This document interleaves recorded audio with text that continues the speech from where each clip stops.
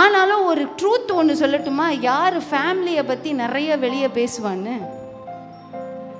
Own ஃபேமிலியை பற்றி, மற்ற ஃபேமிலியை பற்றி இல்லை.